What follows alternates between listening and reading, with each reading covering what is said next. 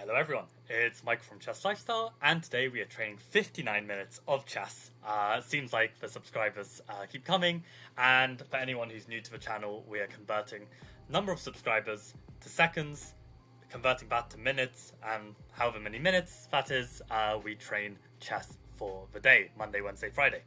So, even though I'm completely and utterly exhausted traveling from Busan to Seoul, today we're going to try and get in our tri-weekly shift. I noticed that the internet in my flat, it seems to work fine for most websites, but for Chessable, for whatever reason, it's extremely slow.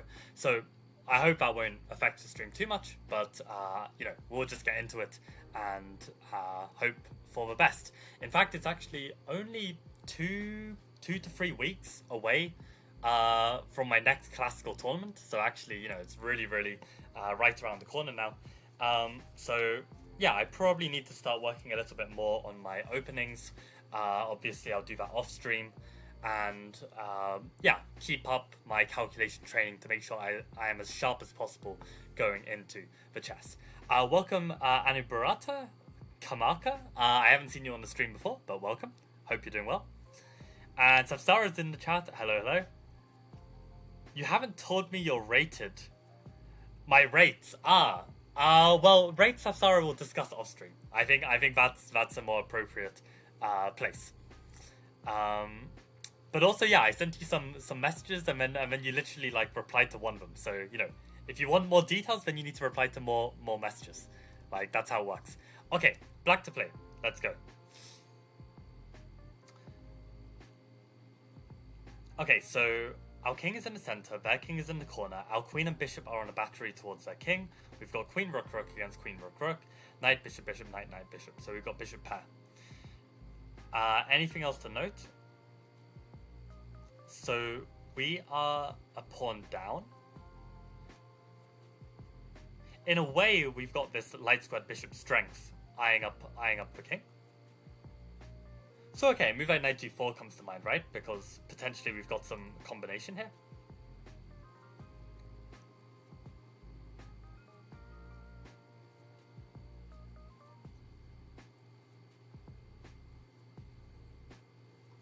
Okay, so black to play. Anything else worth noting? I mean, the knight is very offside on a2.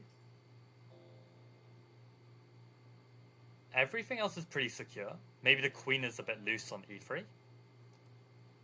Maybe some tension of these rooks. Maybe a bit of something here. No checks on our king as well. Okay, so in this position, I mean, I'm a pawn down. I don't really want to trade. I want to kind of make use of my activity. So black to play and make use of our activity to achieve something. So candidate moves. What candidates are there? We've got no checks. What about captures? We've got rook takes g3. I mean, queen takes pawn looks horrendous. Same with this one. Maybe take the knight, but probably not. And then we've got threats. I mean, this threatens the queen with some ideas, as we said. Knight h5 is a threat, potentially.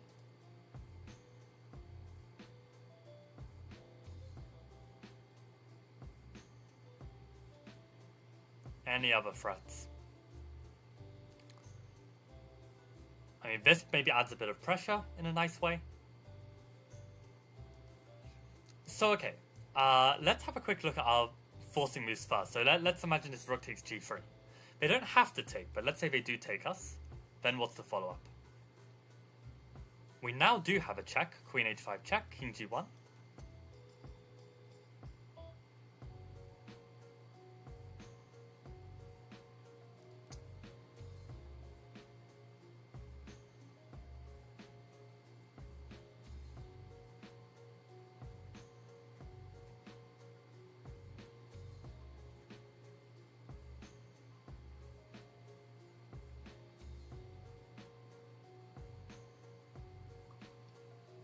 Yeah, I don't really see what happens after that. Rook g3, pawn g3, queen h5, king g1. But maybe there's some ideas of bishop c5, right? So rook g3, pawn g3, queen h5, king g1. How would we make that work? Bishop c5 would force knight takes c5. Don't really see what happens after that.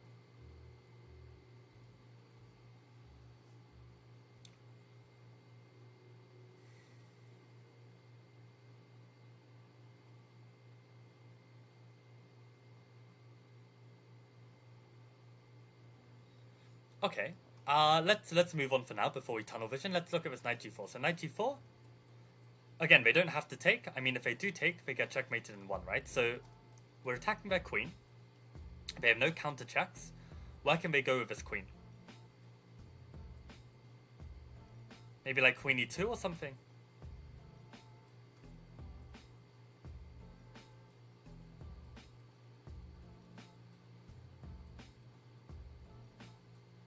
What about a combination? What about playing rook takes g3 first and then play knight g4? Again, they can't take us because of mate, and this time we're even actually threatening check and checkmate. So that's even stronger, right? So rook g3, and now knight g4. That looks very promising. I literally can't see a single move that defends. Maybe rook g3, pawn g3, knight g4, maybe knight f4? But then at the very least we can take the queen and we take the knight. So we win a bishop and a knight for rook, which is already pretty decent. And we've probably got something even better there. So rook g3, pawn g3, knight g4. Looks to be a game winner. Okay, let's go for it. Well, okay, rook g3, can they play anything else? Can they throw in like knight f4 now or something? Yeah, what happens if they play knight f4 immediately?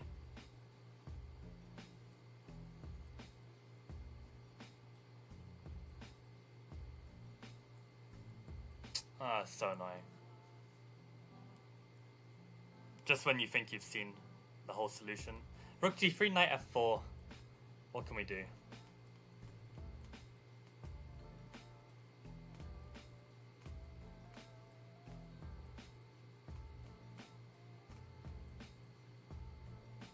I'm wondering if we can go rook g3, pawn g3.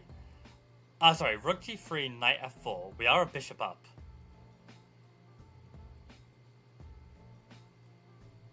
And then maybe go queen g5. If they now take our rook, now we can go queen h6. If king g1, then we've got bishop c5 to pin the queen. But I guess on rook g3, knight f4, queen g5, they take back our bishop. And we go queen h6. They can block knight h3.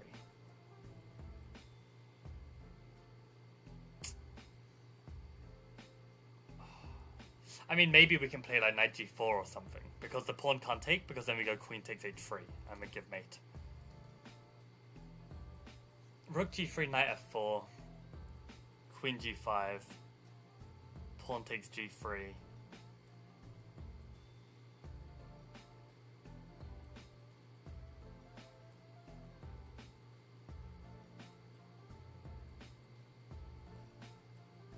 Queen h6, knight h3. My problem with that line though is that rook g3, knight f4, queen g5, pawn takes, queen h6, knight h3, knight g4. What if they don't take? What if they just move the queen? Right? Queen e2.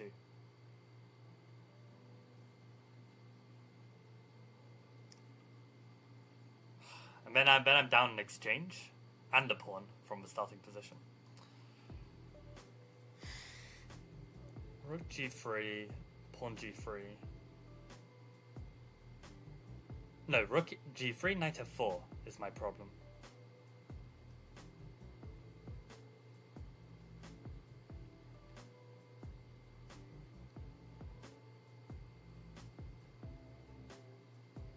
e5 takes back. Bishop c5. I'm wondering if I can finesse the move order in some way, but I'm just not seeing it. Like for that logic, is it to start with queen h5? Maybe queen h5 threatens the rook takes g3, queen h5, knight f4. But then, yeah, that just sucks, I feel like. Rook g3, knight f4. What can I try?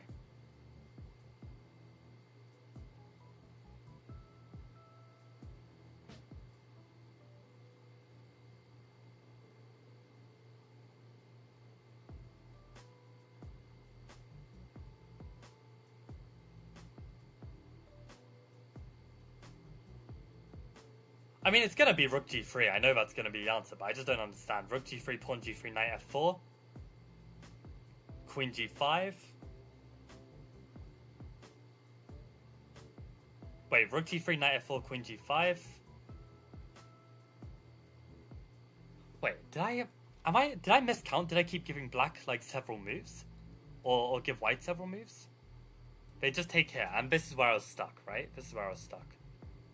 Maybe there's some e5 or something. I'm running out of time, so I'm gonna have to play it. Of course, they just take like an absolute patzer. What a joke. So knight g4 is the game winner. I mean, we're pretty set on that.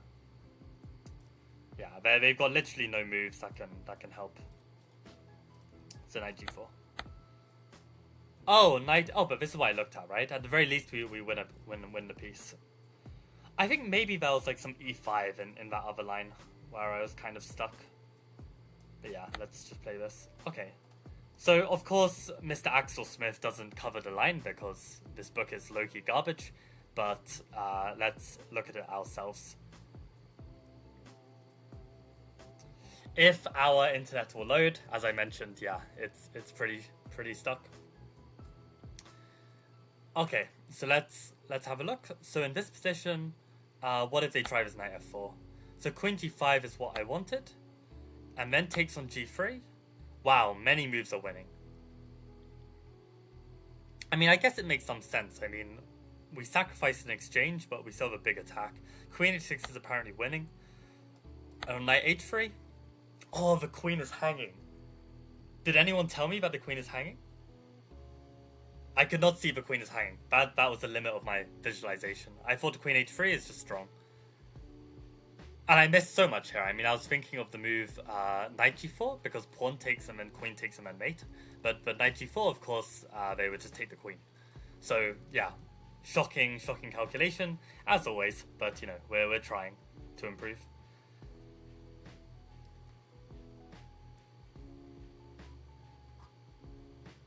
Okay, Anna Barata, if you find it, you're welcome to message your answer on the chat as well. I won't be looking at chat until I give my attempt.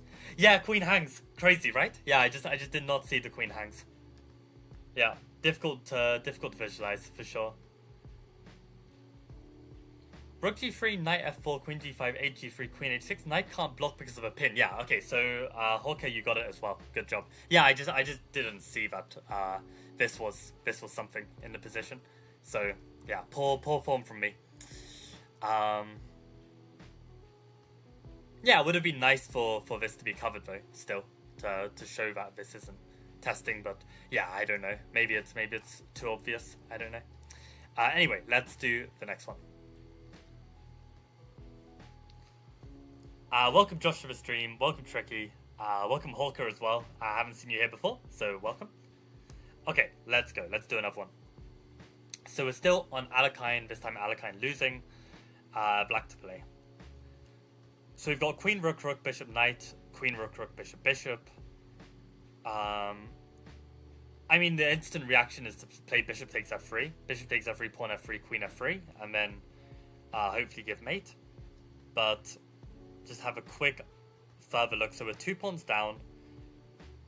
Maybe there's some tension between the queens. White is severely underdeveloped. We've got a lot of pressure. So yeah, bishop takes f3, we win 1 pawn back. Okay, they don't have to recapture, but for now, let's presume that they do. We can take back with the queen, we attack the rook, that's underdeveloped. So probably then they need to play a move like rook g1. And at the very least, we can go queen check and pick up the rook. At the very least. So bishop f3, okay, what happens if they don't take the bishop? What else can they play?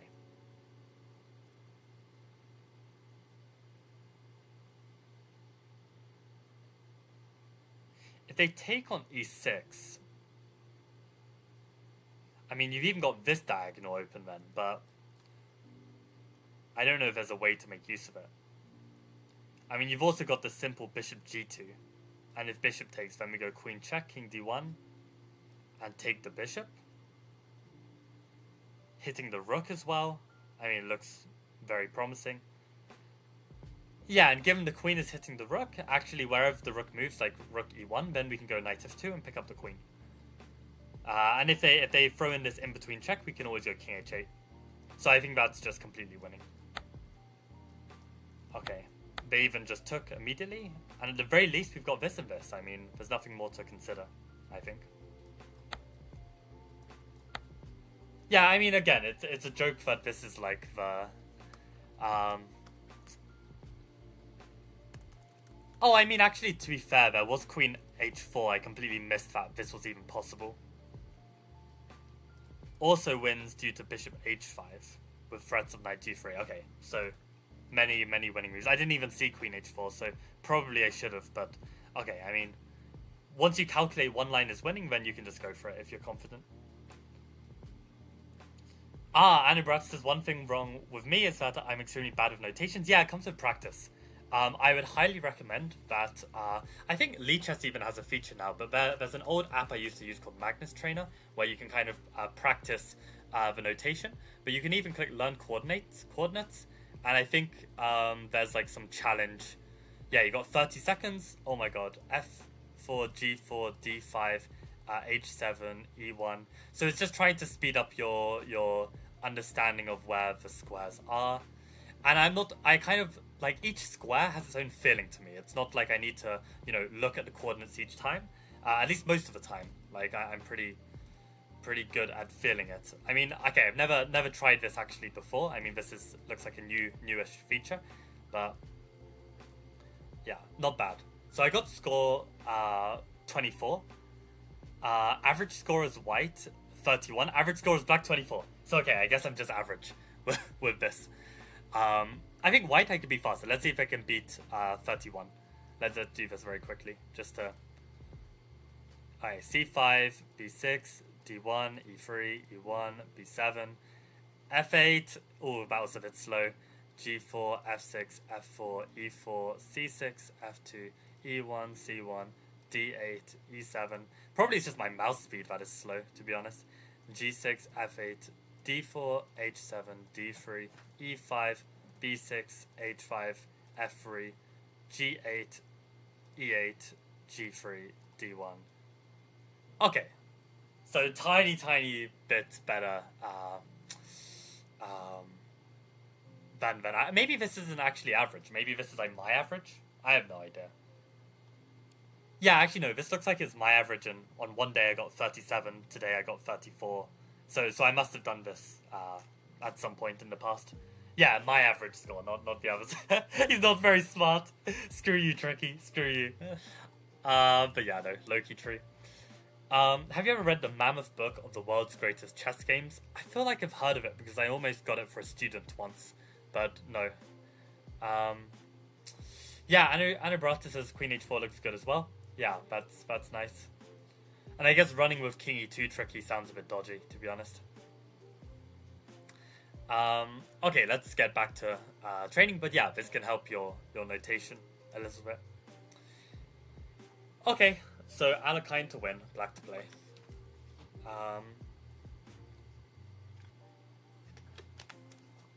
So we've got queen, rook, knight, knight, bishop, bishop, queen, rook, bishop, bishop, rook. So we've got 2 knights against a rook. We've got 5 pawns against 7. So we've got 2 knights against a rook and 2 pawns. Okay. What else is going on? So our king is kind of quite safe, although the window is covered by the queen. White's king is in the center. Bishop is being attacked. Bishop is loose. Pressure on the bishop. Strong queen, although on the same diagonal as the king. Maybe some X-ray, but well protected. Loose rook in the corner. Okay, fair enough. So, probably we're winning some material here somehow. I don't really know. I mean, knight c4, if pawn c4, we can win as bishop, so there's that. But let's try and be a bit more methodical. So, what checks do we have? We've got knight f3, knight c4, and bishop e1 are all checks. I mean, bishop e1 for a second looked really cool because if queen takes, then you've got the fork on knight f3. But of course, you know, queen takes is not forced by any means. But okay, we got three of those checks. We got this knight takes f5 move. That's possible.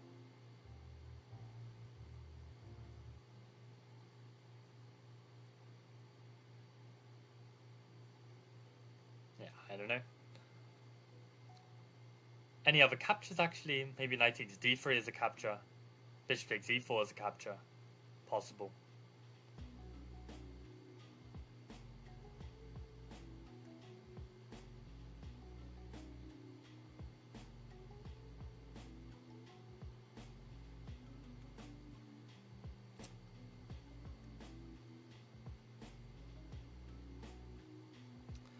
Okay, and what about threats?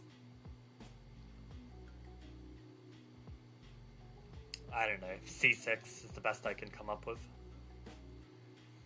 So okay, let's look at all these moves. So bishop e1, they can't take with the queen, but they can take with a rook. Let's say bishop e1, rook a takes e1. Knight f3 check, I mean, they just move the king. Sure, you win back the rook, but not really enough. Yeah, definitely not enough. So, okay, what about the other checks? Knight f3 check immediately is a fork. If the king moves, then, like, let's say knight f3 check, king e2, knight takes g1, rook takes g1. And now we have time to move our bishop, like bishop h3, but then we lose the bishop, queen takes h3, so I guess the bishop is trapped. So maybe that's not good enough. Knight takes... Okay, what other check? Knight c4 check. Well, then just bishop takes c4. Looks kind of trash. So bishop... knight c4, bishop takes c4. Yeah, there's really nothing. Okay, so what about knight takes f5? Knight takes f5 hits the queen. The queen could retreat to somewhere like e2. Potentially. But, okay, for now, let's look. Knight takes f5, pawn takes f5, bishop takes d5. Well, we save the bishop. If they throw in any d4, we can always go back knight c6 as a last resort. Knight f5, pawn f5, bishop d5. Looks decent. I mean, we're still threatening knight f3.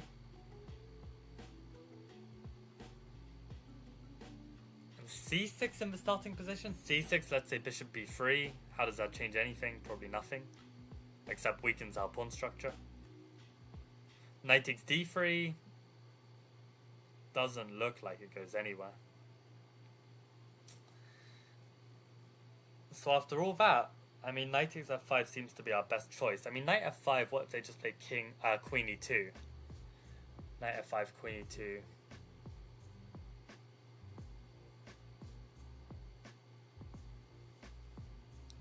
I mean, knight f5, queen e2, we can at the very least play bishop f3. That seems decent enough. If they play like king f1 or something, we can always move the knight. I guess somewhere productive, although I'm not seeing it right now. And I mean, maybe bishop f3 is not the best move. I mean, maybe we could do this or something. And even if they take our knight, then we give knight f3 check. No, then we'd lose. I don't know, guys. I don't know. Knight queen e2, is it such a big deal? I mean, probably then we can play with knight f3, king moves, win the exchange, and then have something in the position.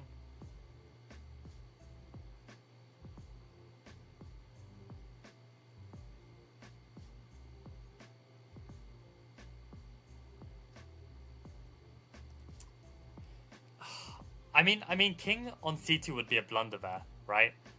Knight f3. Sorry, what am I saying? Knight takes f5, queen e2. Okay, to be honest, I don't need a winning tactic. I just need to have something that survives.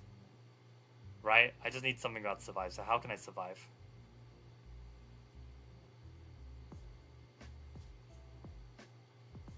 I mean, bishop f3, king f1. Don't see how it's surviving.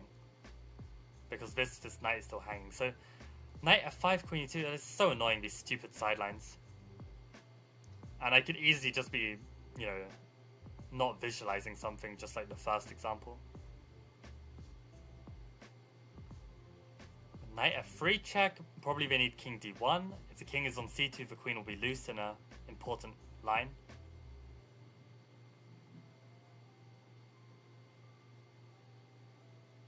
I don't even see how knight f5 wins. But at the same time, I mean, what are we playing instead? Just like bishop f3 or something and just saying... But then they take on e5. I have no idea, guys. I have no idea. Literally have no idea. I mean, in this position, given the situation, I would just play it. I mean, I don't see anything better. And of course, yeah, queen e2 isn't even a consideration.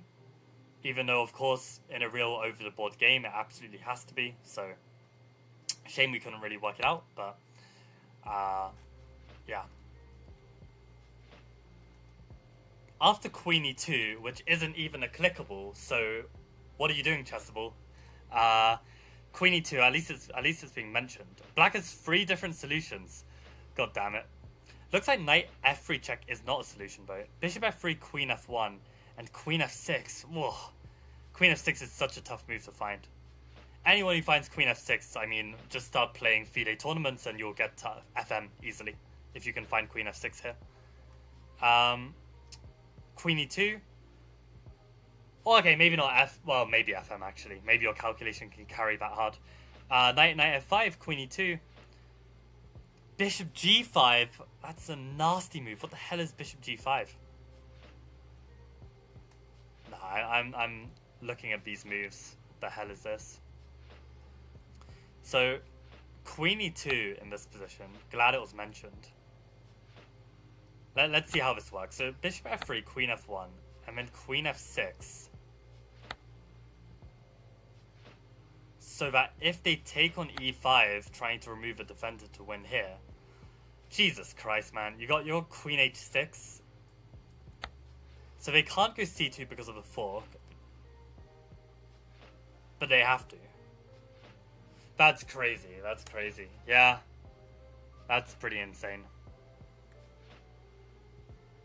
Okay, so instead of bishop f3, I mean, knight f3 was one of my candidates. This just doesn't work. As I said, king c2 was a mistake. Because, oh, I didn't see knight d4. That's beautiful. I didn't see knight d4. I mean, I was preparing something different here. I thought just take the rook. Oh, we don't need... See, I mean, this is why, like, this kind of dynamic chess, it doesn't matter if you switch on an engine and you're like, oh, but I was winning. I mean, you know, if you can't find all these continuations, I mean, it's just like... There's just so much easier ways to win a game of chess than this kind of nonsense. It's really ridiculous. And that's why you've also got to be very careful with these opening courses that are like, oh yeah, we play this, and we get like a -2 advantage and we win. And it's like, well yeah, good luck actually realizing this -2 advantage. I mean, your opponent plays one line off the beaten track and then you have to calculate this yourself and then you just lose. I mean, it's just... I used to play some openings like this, it's just not worth it. Really not worth it. Unless you can find all this stuff like really easily, then by all means. Yeah, no, I'm not seeing any of this. Bishop g5 is a ridiculous find. They take on g2, you take on f4. Yeah, actually, bishop g5, I mean, it just doesn't feel like you have the time for it, given that both these pieces are hanging, but the point is they can't take either of them. And when they take, then you get the check, so you don't lose the tempo. And I guess the point is wherever the king moves, you're going to save the knight and defend the bishop at the same time. So, yeah, you can do this. Very, very tough. What is dynamic chess? That's crazy, Anabrata. I mean, this is the beautiful thing about chess, right? You can have players who can actually calculate half decently, like Anabrata can, and hasn't heard of the term dynamic chess. It's just crazy. But no, dynamic chess is any kind of play that is kind of playing with the initiative, trying to attack, and trying to, uh, you know, make use of your activity in a productive way. So maybe like transforming positions is very dynamic. Like let's say sacrificing an exchange, changing a pawn structure, uh, giving up material for an opponent's weak king. I mean, these kind of imbalances, this is dynamic kind of chess. And I mean, of course, every chess player needs the ability to play dynamically. You cannot just win a game through static play from start to finish. At some point, you need some level of calculation.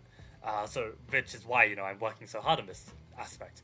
But you can still pick ways of playing and pick openings that are more dynamic than others.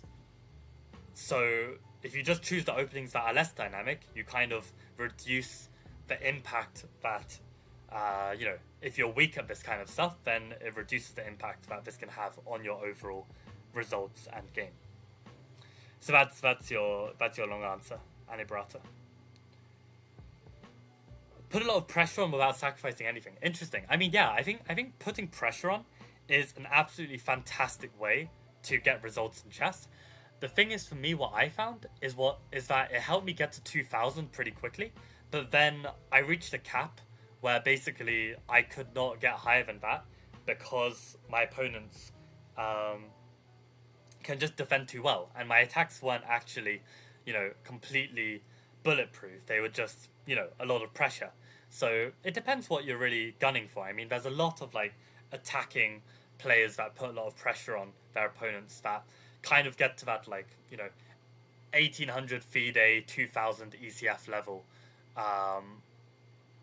That kind of are these like typical British hackers. That's what people call them in the past. But yeah, if you're striving for higher, you need to kind of find out which style of chess where you have the most potential, and that's where I realized that actually, yeah, this kind of like initiative attacking chess works in Crazy House, works in Shogi, works in chess up to a certain level. But for me personally, like I am just not concrete enough to, make it work at an even higher level. Whereas the rest of my chess, I think I do have that potential. So, yeah, that's what we're gunning for with my play. But yeah, very, very difficult.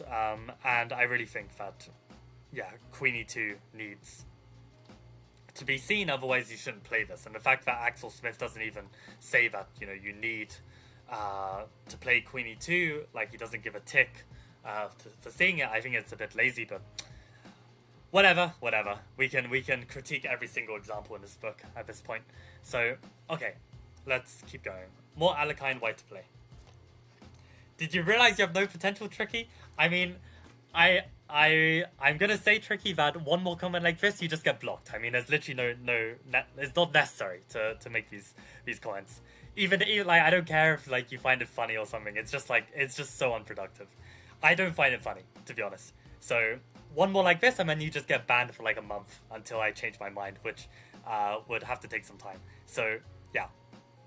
This is a positive place to, try and improve your chess, not to shoot people down. I don't care if you're shooting me down or shooting someone else down. You don't do that. So, that's your warning, Tricky. Okay, White to play. Queen, Rook, Rook, Bishop, Bishop, Knight against Queen, Rook, Rook, Bishop, Bishop, Knight, Knight. So, we're actually a knight down. There's 1, 2, 3, 4, 5. 1, 2, 3, 4, 5, 6, 7. So, White is 2 pawns for a knight, and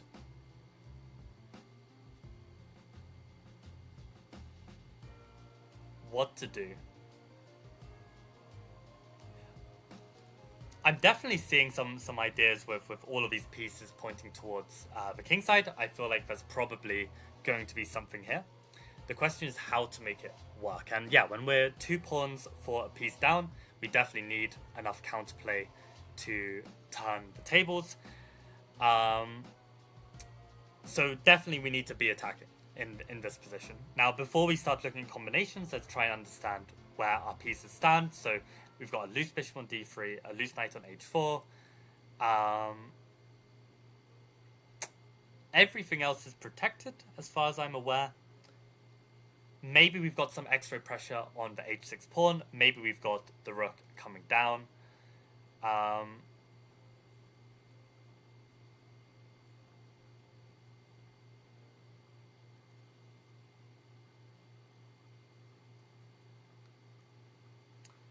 Yeah, I don't know. So let's think of some candidate moves now. So we need to try and make an attack work.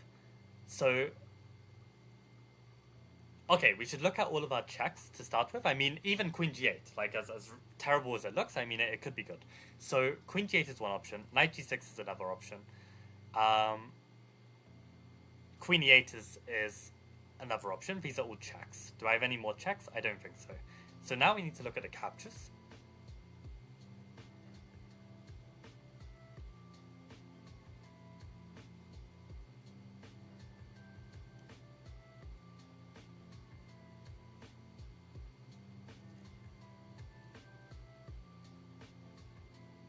I mean, they're no good captures. I mean, like, queen takes knight.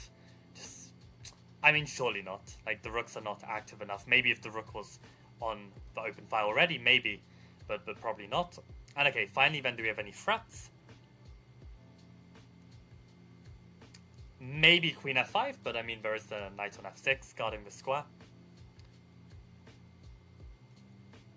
I don't really see how the queen on f7 helps much.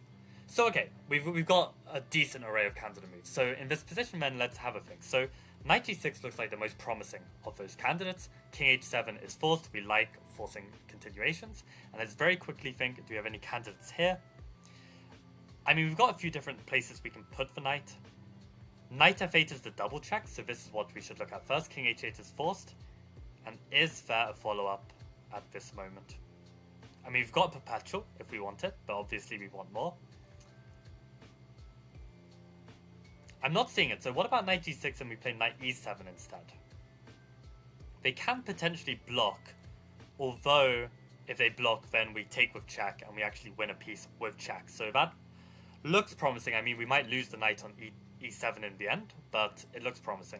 So knight e7, what if they just move the king back to h8? Do we actually have a follow-up in this position? Again,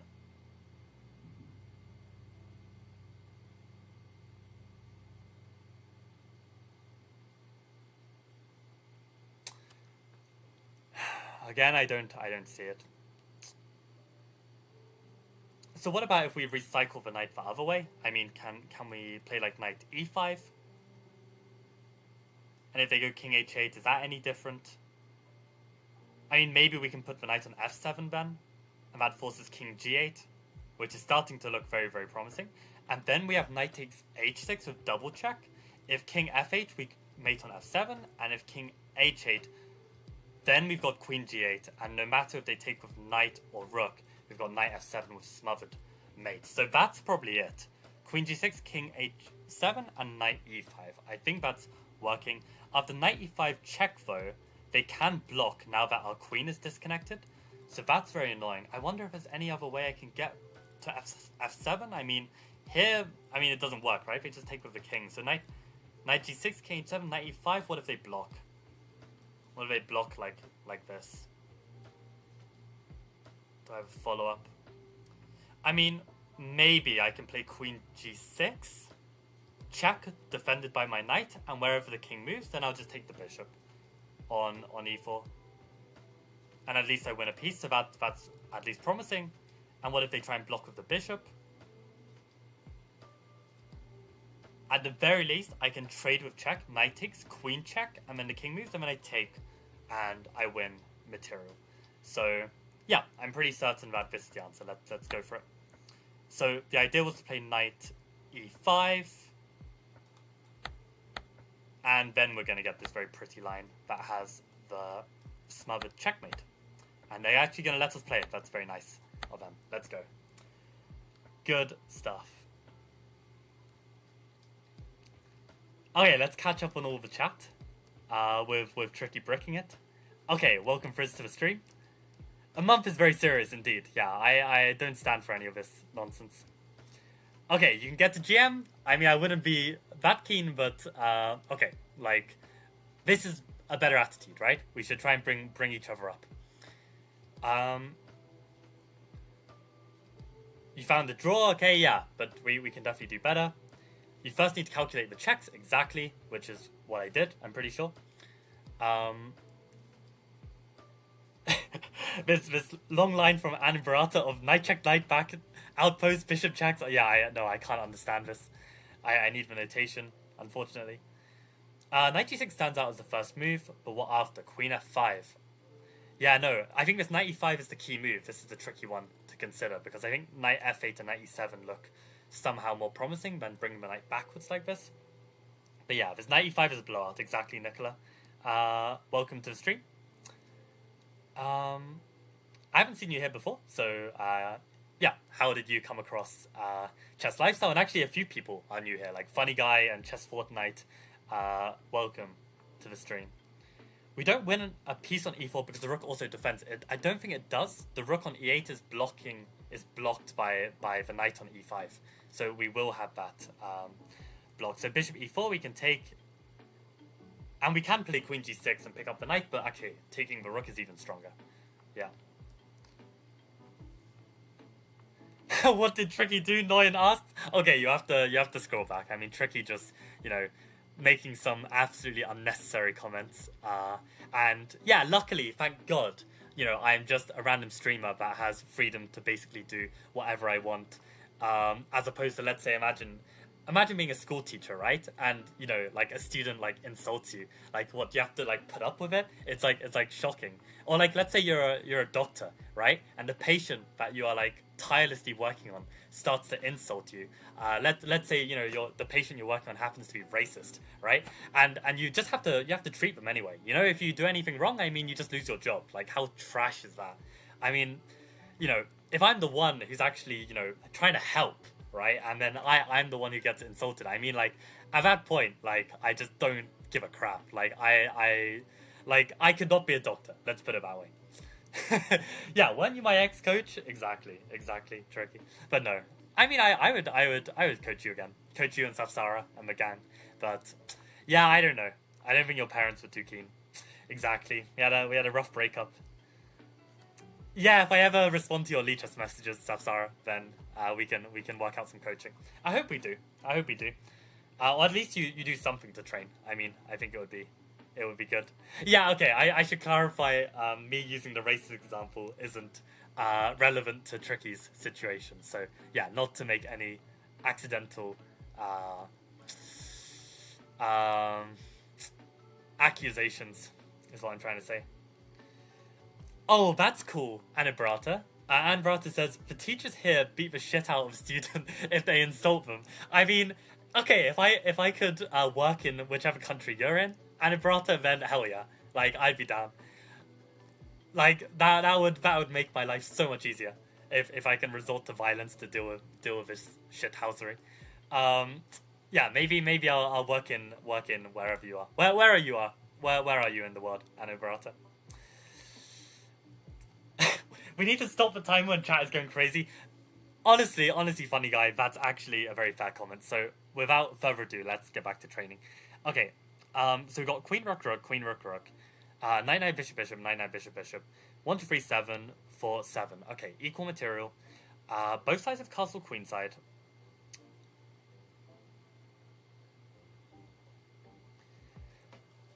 What's going on here? So we've got pressure on the bishop. We have pressure on the pawn.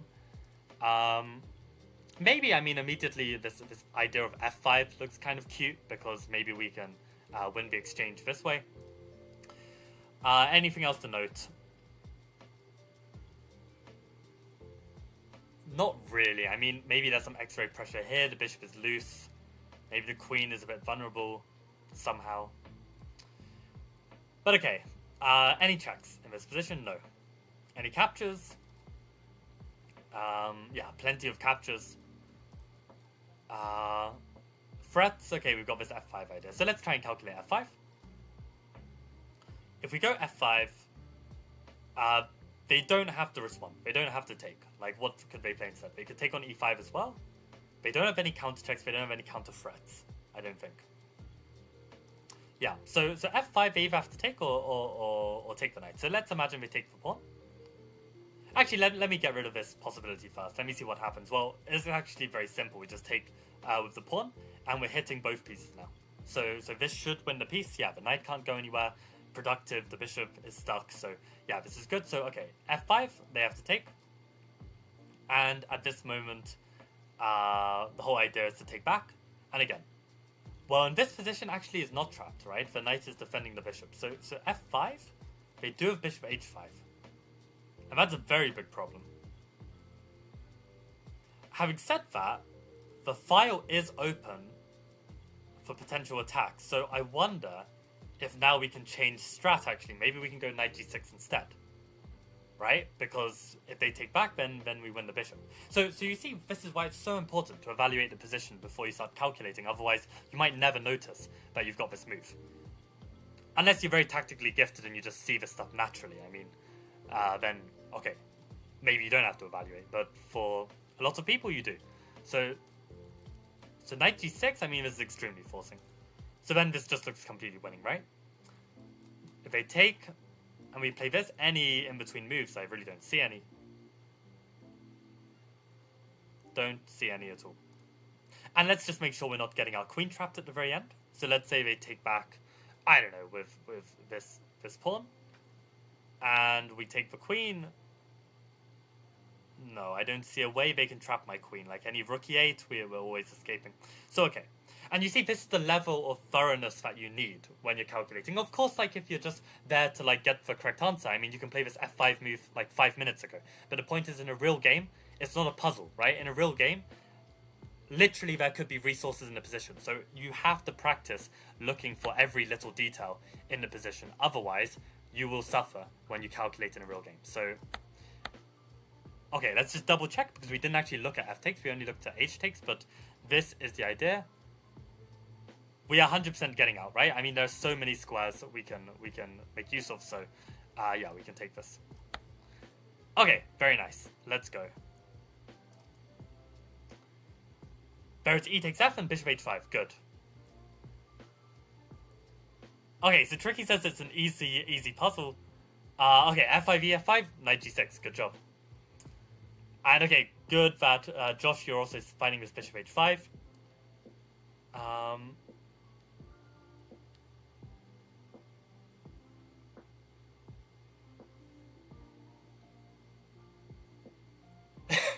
You can't just medically sabotage people if they're mean to you. I mean, depends. I don't know. I mean, to me, I feel like,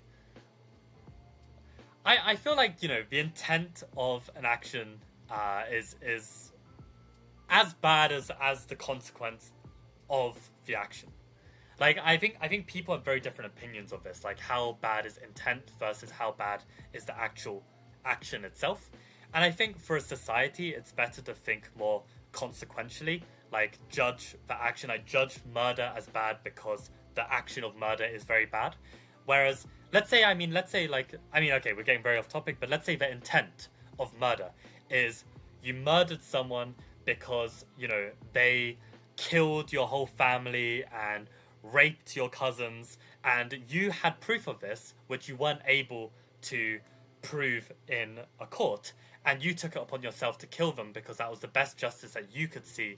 Maybe it's not the best thing you could do. You know, you could torture them instead. That would be obviously better, right? I'm joking, but also not joking. But the point is that, you know, that murder in a court of law is you know, still going to be punishable, right? And I think that's a good thing. I think we should, as a society, punish consequences as opposed to intent, because you can never know what the true intent behind an action is. But from an ethical standpoint, yeah, I think intent is a big thing. So if someone is being mean, I mean, this is a very clear intent in my personal opinion, and yeah, I'm very happy to punish that. Obviously, yeah, I think violence is not really the right way to go. But yeah, I mean, like, the thing is, it's like, then you need to have skills to be able to control a class, and I don't have those skills. Like, if I'm controlling a class of, like, 20 kids, and there are some kids who are going to just start disrupting the class and preventing people from learning, I know for a fact that if I could resort to violence, I would be able to control that class. If I couldn't, I don't know what I'm supposed to say. I mean, I get on really well with, like, you know, students and classes when they get on well with me, right? When the respect is there. But when the respect is broken and they just don't give a crap anymore, I mean, it's impossible. I mean, I would personally want to just send them out. But I mean, as a teacher, you can't. I mean, you need to just learn to control them, and I don't know how to do that. Which is why I have a lot of respect for school teachers, and also why I know several people who tried being a school teacher in like my age and my demographic, and just completely crashed and burnt out, because it's just an absolute struggle to actually do it. Yeah, let's have a quick read of people's responses, and then we'll actually try and solve this exercise. Okay, so I see some answers. I'm just gonna ignore them. Jan wants some lessons from me so I can resort to violence. I see how it goes. Okay, no one's actually commenting on what I just said, so okay, let's move on. Okay, so Queen Rook Rook, Knight Knight Bishop Bishop, Queen Rook Rook, Knight Knight Bishop Bishop. This is a Semi-Slav's Moran position. White has not castled, black's not castled, classic Moran.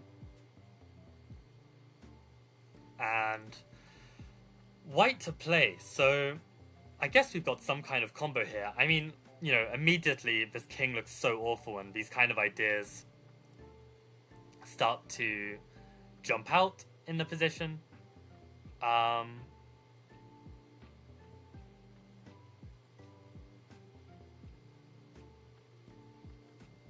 Okay, so yeah, basically we want to make use of our active pieces, even though our rooks aren't developed, and try and achieve something with this activity. So, what are our candidate moves? Well, we don't have any checks. What captures do we have? We've got taking on f7.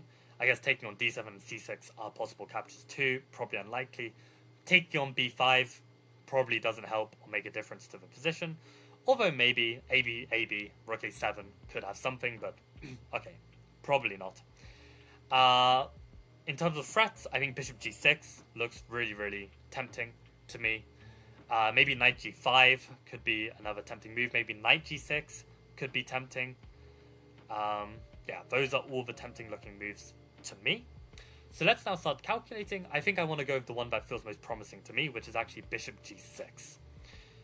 So bishop g6, what are we threatening? Well, we're threatening to go knight takes f7 and win the exchange. So bishop g6, if they take the bishop on g6, then we can go queen takes g6 check, king e7 is forced, and then we can go queen f7 check, king d6. So maybe actually we need bishop b4 there instead. So bishop g6, pawn g6, queen g6, king e7 forced, bishop b4. Then they can go c5.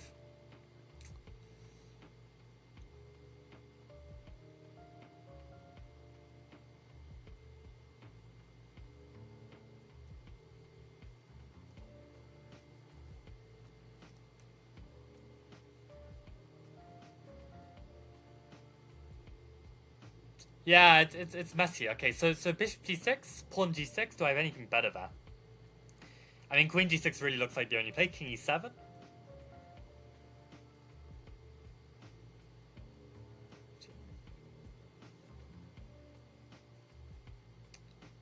Bishop g6, pawn g6, queen g6, king e7, queen f7, king d6. Really trying to push for an answer. Bishop b4, king c7. But then you've got bishop a5, which wins the queen because the knight on d7 is pinned. Okay, there we go. So, yeah, just pushing further was the way to go. So bishop g6, they can't take. What about bishop g6, knight takes e5, knight takes e5. Now they take on g6. Queen takes g6, king e7 forced, queen f7 check, king d6.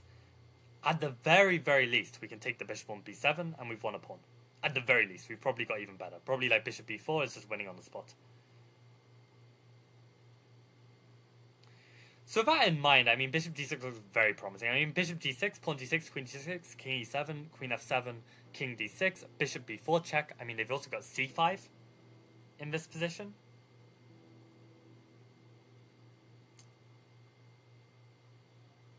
But then probably we could play pawn takes c5. Looks decent enough. I think we'll pick up the bishop on b7. Or we will get bishop a5 check. Yeah, so pawn takes c5 should be winning there. So that means I think bishop g6 should be winning. I mean, I'll very briefly check knight f7, because if knight f7 gives checkmate, then that just wins. So knight f7, king f7. bishop g6, I mean, they could go king g8 for starters. They've got lots of moves. So I think bishop g6 is very convincing then. Okay, so queen g6 was the idea. Queen f7 was the idea. And we get alternative. So I guess bishop b4 first. It doesn't matter. Now queen alternative again. Seriously? Okay, so I guess pawn takes is probably also just trapping king. Although I would never play a non-forcing move when it potentially gives your opponent a chance to defend. Like, why would you take the risk? Like, maybe there's like knight d5 or something. I mean, I would never do this. So is there another forcing move that I'm missing?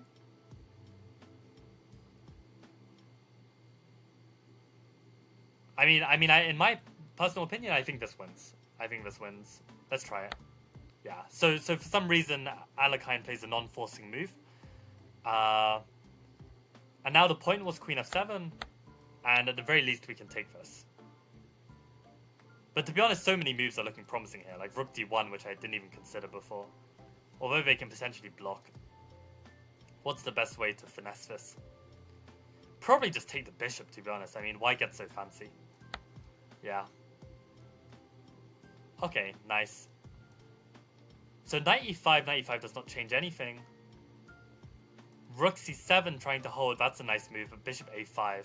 Oh, that's actually how the game went. So it's actually Axel Smith who is giving a non-forcing continuation. I mean, terrible stuff. Let's see if actually dc5 is top engine move. It probably is just top engine move, and that's why Mr. Axel Smith put it in. Yeah, okay. I mean, engine spits out dc5, so, you know, Axel is just gonna, chuck in what the engine top move is rather than think like a human and play the most forcing move, which is obviously significantly better from a practical perspective. But yeah, we don't play practical chess when we're just trying to churn out a book and, you know, not cover half the sidelines that need covering. Okay, I swear to God, one day, guys, I will write a calculation book and I will do a 10 times better job. I mean, if I'm going to chat so much shit about this book, I better do a better job. But yeah, first I'll need to get a master title, otherwise no one's going to even respect any of the exercises I give. But yeah, no, we got it, so yeah, very nice. Okay, we've got 1 more minute to go, so let's try and squeeze in one final exercise. We have been yapping a fair amount. What did people say? I think people generally got the right answer. Lots of bishop g6 in chat. What is the website you're using? We get our tri-weekly question. But welcome to the stream, Bendigus. I'm using the website Chessable, and if you're curious about what the website is, I've got a link to my course on Chessable in the description in the video, and from there you can find the book, The Woodpecker Method, which is what I'm using to train chess. Alien Gambit? Yeah, no, knight f7 would just ruin you, so I hope none of you just went for knight f7 thinking alien. Yeah, rook d1 wasn't the move because they can block on d5, I'm pretty sure. I played rook d1 at the end for good measure. I don't know at what moment. Yeah, I don't really wear the colour green. Just stick to black and white. Easier. Seeing bishop a5 at the end is impressive. Okay, I'm glad to hear it, Frizz. And I mean, you have memory of how bad my calculation was.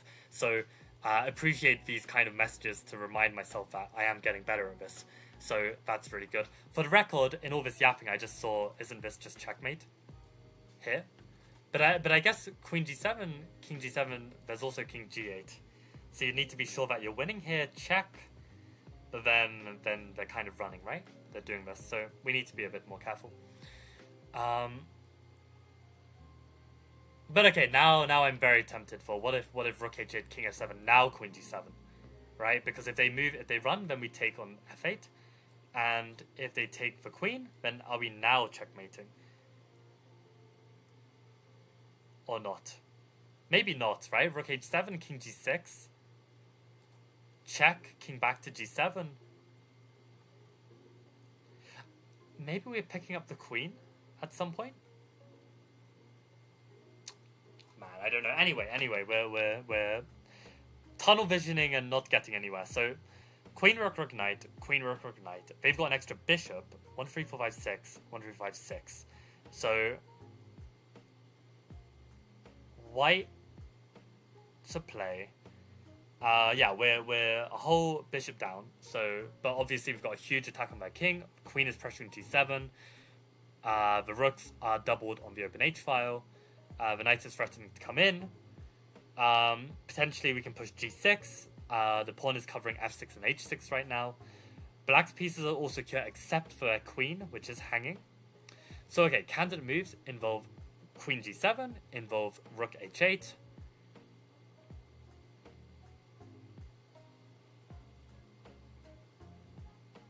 Even pawn to g6, that's a threat. So candidate moves.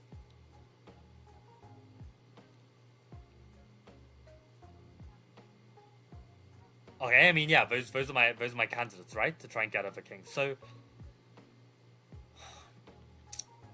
I don't think there are any other candidates. Maybe rook h6, rook h7 as well. These are obviously both threatening moves, need to be considered. Anything else? Like maybe knight h4 or something? Possibly? Okay, so let's just go again. Queen t7, king g7, rook h7, king g8 is forced. Rook h8, king f7. I guess we could go rook 1 to h7 check. But here, I mean, they've got options. They could play king g6. They could play king e8. And on king e8, there's like rook takes f8, rook takes f8, rook h8. And maybe you pick up the rook in the corner, but doesn't look that good. So not queen g7. What about rook h8? Rook h8, king f7. Maybe queen takes g7, king takes g7. Rook 1 to h7, king g6. Rook h6 check, king f7. Rook h7 check, king e8. Rook takes e6 check, king d8 is all forced. And in that position, do we have a killer blow? Doesn't feel like it. So the line I was just looking at was here, here, here, here, here, here, here, here, here, here, here, here. But we've only won a pawn and we are a piece down.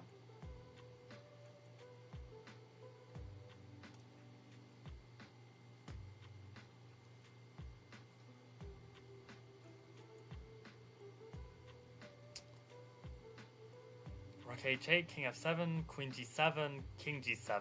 Any other candidates?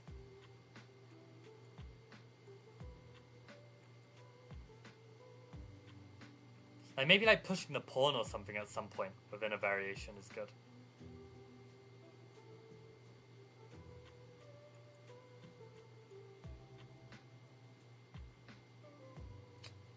Okay, what are other candidates? Queen g6.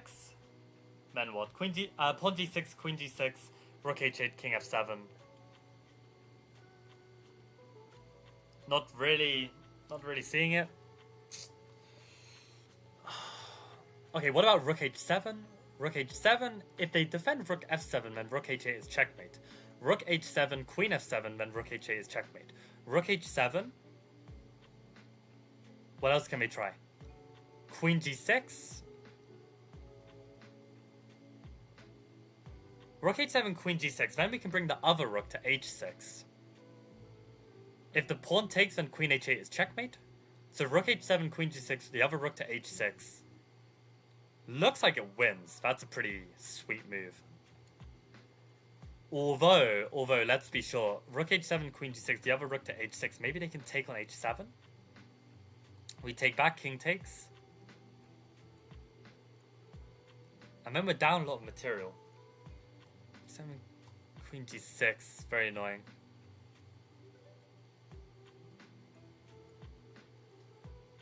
So what, we bring the other rook, this rook back to h6? But then they can just take. Probably. Although then we get the other rook. Oh, I don't know. Queen g6 is an annoying move. Maybe it's this. Maybe it's this. I mean, that would be insane if it is. It does kind of look extremely promising. In a blitz game, I would play rook h7 100%. It looks really, really difficult to defend. I mean, what about queen e7? Is that actually possible? Maybe there's nothing here. But then I can go g6, right? What about rook h6 to start with? That was another candidate move. Then they can take. Then I can take. Looks promising, but it looks just a little bit too many options for black there. So rook h7 looks the best. Queen g6, and I just need something here.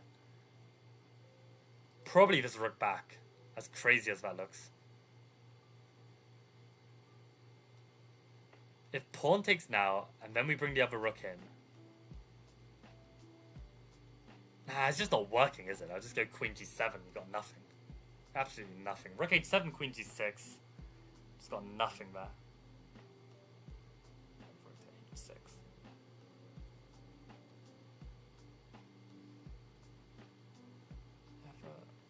Rook to h6. And take on h7.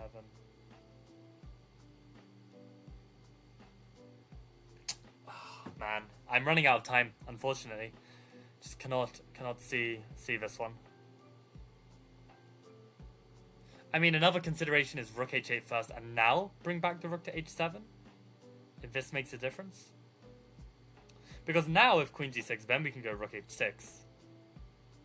And that looks winning. So rook h8, maybe I should just play this with very little time on the clock. But then they can play rook g8. Again, doesn't look winning. And don't have any time left. So what would I play in a real game if I've got like 10 seconds on the clock and I have to make a decision? In a real game, I just play rook h7 and hope for the best. I mean, that's my best chance. Alternative. Brilliant. Well, at least our time is reset. Yeah, I don't have anything. So let's have a look. Oh my god, there is a suggestion of knight e5. I did not consider that. So let me scroll up on chat and see what people said. I'm glad at least rook h7 is an alternative. I wasn't completely convinced after queen g6 though. So okay, yeah. Woodpecker method, yes. Woodpecker Chessable course, indeed. Solution is wild, so Frizz got it. Okay, let's leave the personal questions or comments like that tricky. Let's stick to the chess, if possible, please. G6 and queen takes g6, I didn't really see.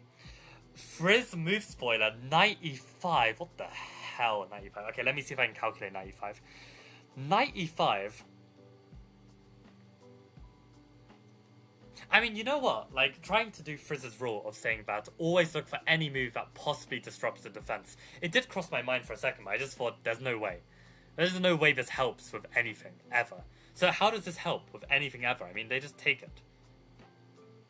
How can that affect anything, except for opening this file, which surely isn't enough to, like, win?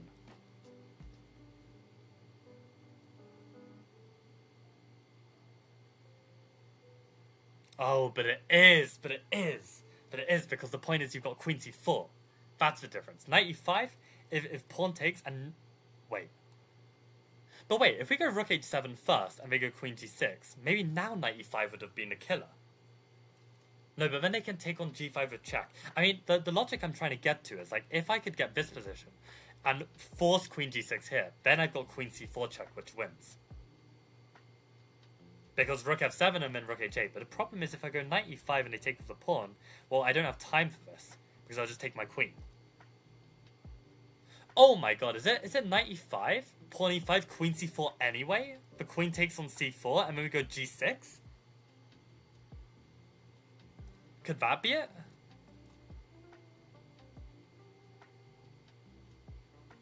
Nah, surely not. I mean, queen c4, they just play bishop d5 or something. I mean... But wait, then do we take it? Queen takes? Pawn g6?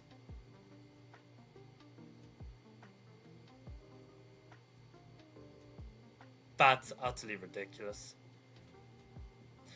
I mean, maybe if I had understood that g6 is actually so powerful if it cannot be taken, then maybe these moves start to kind of creep in as a resulting move kind of situation. But I think that could be it. queen c4. I think queen c4 is unbelievable. I think that's it. That's crazy. Oh, that's incorrect? Oh my god. And this is why I don't play this style of chess, can I just reiterate? I mean, I'm glad that Axel Smith at least commented on queen c4. Would have been a blunder after queen c4, g6, rook, queen f1. Oh no. Oh no. And now there's no mate. Oh no. So I'm very curious if everyone... So Frizz, when you said knight e5 followed up with g6, did you consider queen c4 and you then rejected it, or did you just remember g6 was the correct answer? Like, what was your thought process here? Because I mean, this is classic Michael. Like, I might see this in a real game. I'd be like, oh my god, knight e5 with queen c4, and then I'd play it and then I'd lose. Like, this is actually classic, which is why like I'm so careful with playing for anything creative like this, because there's so much that can go wrong. And the fact that rook h7 was an alternative, I mean, it's just a much safer way to play. I mean, these kind of extreme creativity, I mean, it's like 2700s make it look easy. Or, okay, if you're a tactician like Frizz, but, you know, it's so easy to go wrong when you play it in this style, which is why I think it's just very risky. But g6 immediately. Why didn't I consider g6 here? Because I've out literally my logic, right? I was like, if the queen moves away, well then now this queen c4 is strong. And if they take my queen, then I've just got mate. So what did I suggest here? Oh, I was still looking at rook h7. I hadn't understood the power of g6 yet. I only understood the power of g6 after looking at queen c4. But that's so annoying. That's so annoying. Almost feels unlucky if I can go that far. But of course it's not luck. It's just poor, you know... yeah, poor calculation ability. Maybe poor is a bit harsh, but you know what I mean. Jan says, if it's knight e5, I'm uninstalling chess. Time to start shogi. I mean, shogi is even more of this kind of stuff than chess. So, I mean, Frizz, you start shogi, I mean, you know, probably you have a good career. Tic-tac-toe is more my level. Jan, I reckon I could beat you at tic-tac-toe. I'm pretty good at it. Wow, Tricky had some memories of g6. I mean, that's promising for you. If you actually had memories of doing this exercise or seeing me do this exercise. I had no memories, obviously.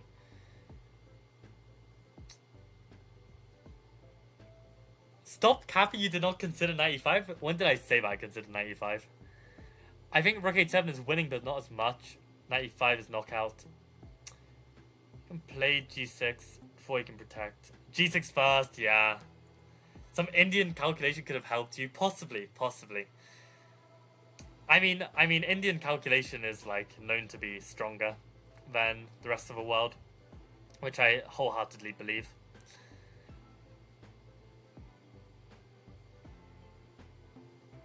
Yeah, swap the move order. Yeah, I could have. It's just like, you know, I mean, if you swap the move order with every single combination you look for, I mean, it'll literally take you hours to get anywhere. No, I think, yeah, I mean, what Tricky is saying is just like the Indian school of chess. I mean, it's a bit like the Russian school of chess has amazing technique and endgames. The Indian school of chess is incredible at calculation. It's just like the way they train it and the emphasis they put on it. And I mean, it's very true. I mean, it's as I said in my recent video of how to get to 2000, if you basically just ace your calculation, you can get there. And obviously, yeah, the Indians really put a real emphasis on it. And that is why, like, when you see games... between Gukesh and Magnus, where Gukesh manages to win. I mean, it looks like Magnus is winning, but there'll be one single line that means Gukesh is actually winning by the end of it, and Magnus, who played intuitively, you know, would get away with it against most players, but then Gukesh just finds the refutation. So, for instance, like, if Mikhail Tal played Gukesh in this day and age, I think Gukesh would win a lot, because even Mikhail Tal's brilliant ideas, Gukesh would just outcalculate. Which is just rough, but it is how it is. I think to be able to play like this, you just need attacking fluency. It's possible, I mean, I think ideally you want both, right? With some attacking fluency, you get to see the ideas, and then with the calculation, you play g6 instead of queen c4, right? Yeah, and then queen c4 is winning. Yeah, pretty insane. And I mean, this is what Alakine was very, very good at. He was just very good at this kind of brute force calculation. And actually, Capablanca was more of an intuitive guy. So Alakine could just be like, yeah, you're not getting away with that, even though most players would crumble to Capablanca's very nice ideas, but Alakine would just concretely beat it. So let's just very, very briefly check my move Rook H7 before we call it a day. I'm glad I went with Rook H7. Huh? Rook H7 is the only winning move? What is this? Or a Stockfish on depth 20 not able to find knight e5. That's hilarious. Yo, Frizz, you're better than Stockfish. You're actually better than Stockfish. And okay, at least I can say I played like Stockfish. I mean, knight e5 is utterly ridiculous. Queen g6 was the move I couldn't find, and queen c4. Wow. And if they played d5, then we go rook h8, king f7, and knight e5. Would you look at that? How incredible. Knight takes g6, protecting the rook. If they take on c4, then we take on check, and we win the exchange. If I had seen queen c4 like this, that would have been perfect. And to be fair, maybe I could have found this in the game. You know, had I played rook h7, my opponent plays queen g6, and I really lock in, and I'm like, come on, Michael. Focus. Find something here. Find a combination. Maybe I find queen c4. So I'm glad I found the correct first move to give myself a chance in the game. But yeah, actually unbelievable. And turns out that this is a draw. I think we understood this, right? Oh, that's mate, obviously, which is what I was looking at before. What? I'm so confused. Rook 1 to h7. Yeah, right, and we have this perpetual. Okay, yeah. Maybe I should have acknowledged that there was a perpetual there. I don't think I did, to be honest, actually. Okay, Brian confirmed stream is okay. I'm glad to hear it. That is not lagging for everyone. A good thing I tell myself in these positions is to figure out which of my opponent's pieces are tied, which means more squares for my pieces, which means more tactic chances. So in this starting position, which was the tied piece? What do you mean by this? Yeah, which piece is tied up? Maybe the queen? Like the queen is kind of controlling this diagonal as well as, I don't know, dealing with some potential stuff. Is that the point? And knight e5 is trying to disrupt that? Tough to say. I don't agree with this hard... So Josh says, I don't agree with this hard distinction between intuition and calculation. It makes intuition seem like some kind of magical thing you either have or not. They seem to be basically the same thing. I highly disagree with this. I mean, I feel like intuition and calculation, they're just two very different, important tools that you use to become a good player. And in terms of the magical thing, no, I think you can train your intuition. You can get better at it. And I think, like, let's say, talking with people with very good intuition and them actually working really hard to explain their intuition does allow you to get somewhere with improving it. But I do think there's a lot of natural talent when it comes to intuition as well. And probably natural talent with calculation as well. It's not just all hard work. I mean, some people can apply the hard work and get better than someone else who applies the same hard work and doesn't get as better. But I think you can get better with hard work, with calculation especially. Oh, to induce d5 for the fork. But I still don't really see how it's tying them down. Maybe you could say that the pawn is like tied down to controlling the e5 square, and when you play this queen c4, you remove the piece from controlling e5. I mean, maybe, yeah. Queen was tied down to defending g6, right? Yeah. Overloaded. Yeah, exactly. Overloaded is indeed the conventional chess term for this concept.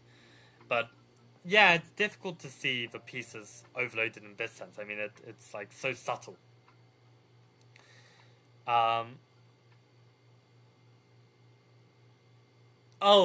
Inducing d5 for the fork was an answer to a different question. Okay, I guess it answers both, to be honest.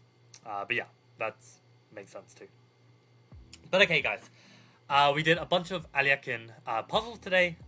Good calculation practice. I would say that To be honest, when I think about like my level of calculation ability now compared to just before my Dortmund Prague last year, I actually think we're actually doing pretty well. I mean, I think I got every single one of these correct except for this last one, this 95, but I found a good move anyway, Rook H7. And okay, not all of my continuations were perfect, but we were getting the correct first move at least. So I think overall, this was good. And to be honest, when I was in this kind of calculation form, I had good chess. I played good tournaments. I guess the question really will be if things go my way in terms of openings. I mean, the other thing as well is that at least with Prague and Dortmund, I was playing some sort of regular classical chess throughout the year. I basically had a complete break of a whole year of classical chess, so that's obviously going to have some effect.